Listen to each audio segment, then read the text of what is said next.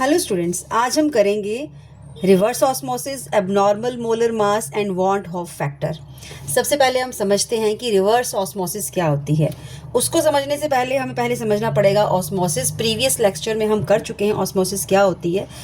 Once again I will repeat it.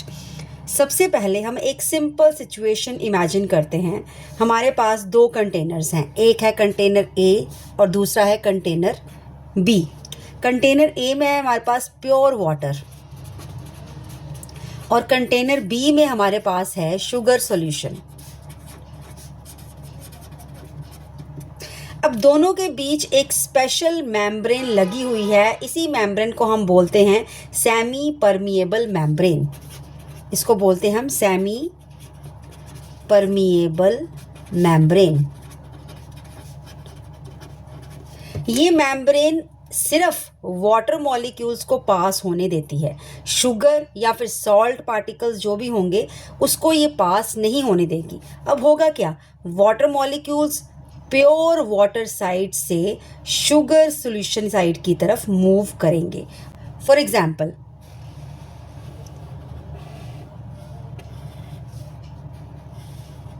हमारे पास ये दो कंटेनर्स हैं।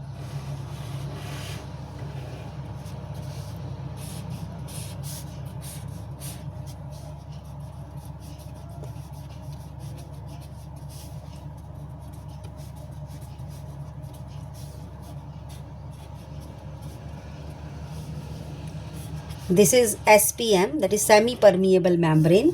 This is solution and this is solvent. Solvent means pure water. This is the pure water and this is the sugar solution or salt solution.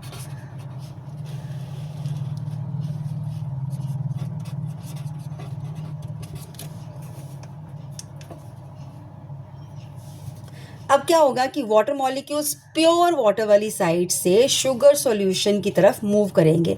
ऐसा क्यों होता है? क्योंकि solution side में, इस साइड सोल्यूट पार्टिकल्स ज़्यादा हैं और वाटर के मॉलिक्यूल्स कंपैरेटिवली इससे कम हैं, क्योंकि इसमें शुगर भी है, उसमें वाटर भी है। अब नेचर क्या कहती है? नेचर में कंसंट्रेशन को बैलेंस करना होता है, इसीलिए वाटर डाइल्यूट साइड से कंसंट्रेटेड साइड की तरफ मूव करते हैं। इसी प्रोसेस को हम कहते हैं ऑस्मोसिस। हम इजी डेफिनेशन समझते हैं। Movement of water, that is solvent, from dilute solution to the concentrated solution through a semi-permeable membrane is called osmosis. Now we will write down movement of the water, that is solvent, from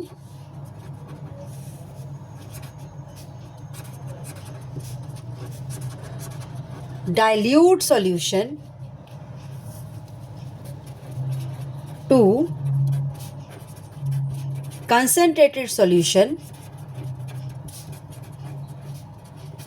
through a semi-permeable membrane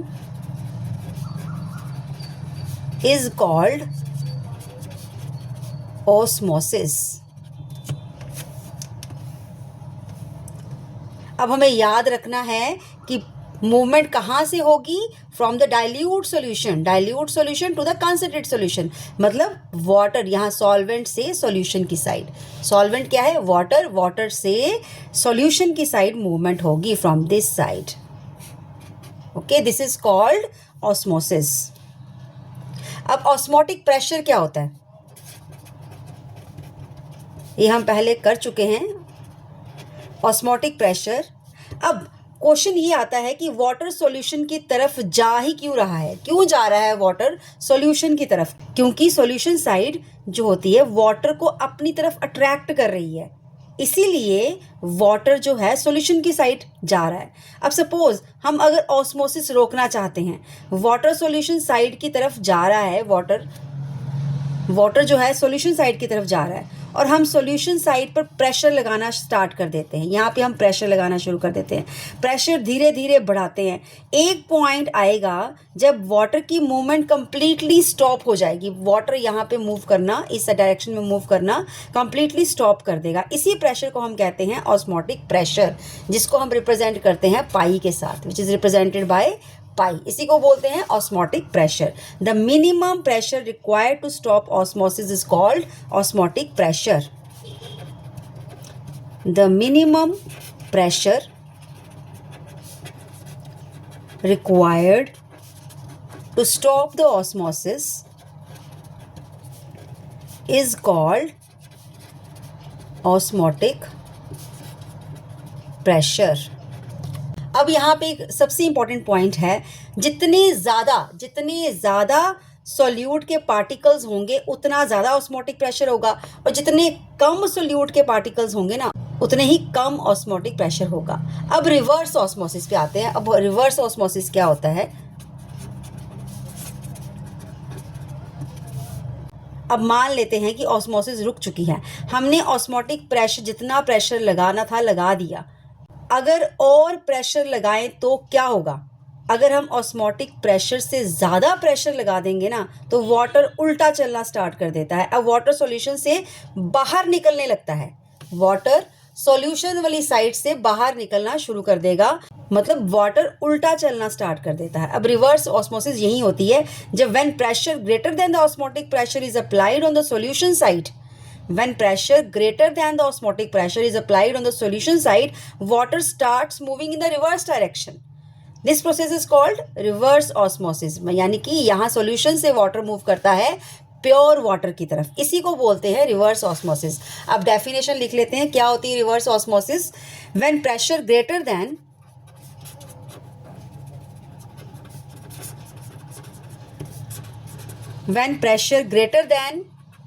osmotic pressure is applied on the solution side and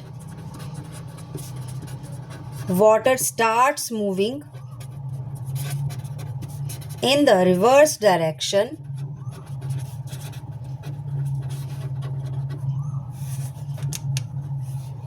the process is called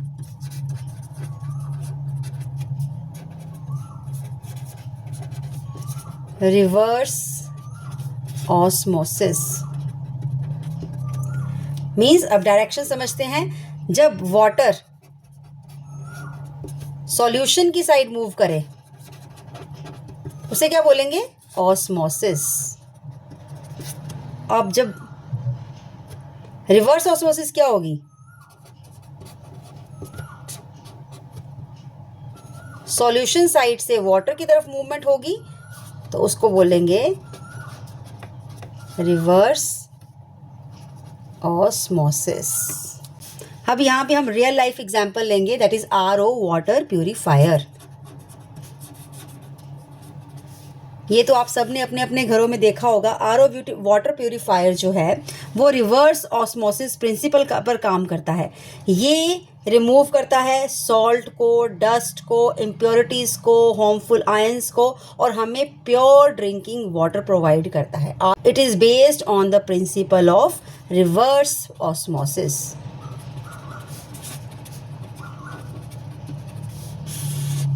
second example is desalination.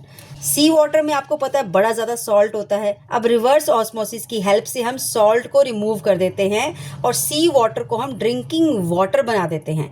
सो इसी को बोलते हैं desalination, removal of salt from the sea water and make it a drinking water. It is known as desalination. So दो examples हैं reverse osmosis की, RO water purifier, दूसरा desalination.